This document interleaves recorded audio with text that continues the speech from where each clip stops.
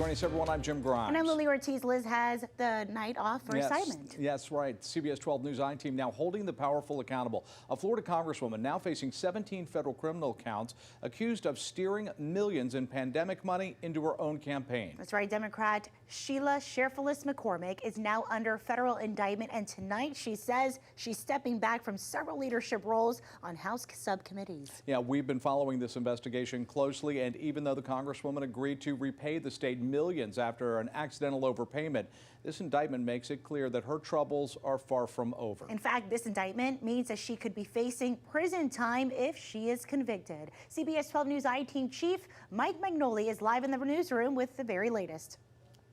So the congresswoman has been the subject of multiple investigations. Her company was sued by the state, then went through mediation and settled. But this is next level stuff because she is up against the Justice Department, and this indictment is full of details. So if she's convicted on these counts, she's looking at 53 years behind bars. A federal grand jury in Miami has indicted Congresswoman Sheila Cherfilus-McCormick. That means she could be on her way to a federal criminal trial. Her political future in jeopardy. Sheila Cherfilus-McCormick is accused of funneling nearly $6 million in taxpayer money to her campaign. That money was a payment to her family's company, Trinity Healthcare Services. Trinity was involved in Florida's COVID-19 response and was paid for registering elderly Floridians for their vaccine injections. Florida's Department of Emergency Management accidentally overpaid Trinity, then discovered the mistake, and sued the company to get the money back. Sheila Cherfilus-McCormick left the company to run for Congress, and eventually she won the seat for District 20, formerly held by Alcee Hastings. As the controversy around the congresswoman grew, the CBS 12 News I-Team pressed her for answers. Why don't you speak with us right now? We've been trying to get answers about this for a long time. We can't talk about it right now. But I also wanted to ask you about the investigation into your families. We're being told we can't come inside. So the congresswoman has avoided our questions at several of her events here in South Florida, but I want to show you this. We're in the feed room right now at CBS 12 News, and we're monitoring this camera. This is in Washington, D.C., and those doors are the congresswoman's office. Well, it's an unjust indictment, and it seems like these intimidation tactics have been pervasive.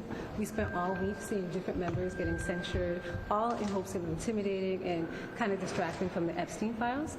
And I look forward to my day in court so I can prove myself and actually state the truth.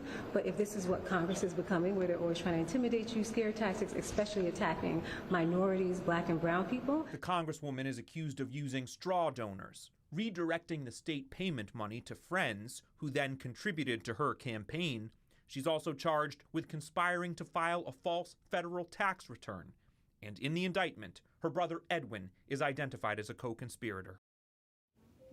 Back with you live here. So what happens next? Can she keep her job? Well, Congress can expel a member, but the House and the Senate have to agree on that. It's got to be 2/3 majority. The president does not have the authority to fire a member of Congress, nor does the governor of their state. And to give you a little historical background here, only 20 expulsions have happened in the history of Congress. Most of them were in the run-up to the Civil War. But the congresswoman up against a lot of trouble here. We'll let you know what happens next with her. And the election for District 20 happens in November 2026. I'm Mike Magnoli, CBS 12 News. In a statement, U.S. Attorney General Pam Bondi is saying that using disaster relief funds for self-enrichment is a particularly selfish, cynical crime. She goes on to say no one is above the law, least of all powerful people who rob taxpayers for personal gain. We will follow the facts in this case and deliver justice.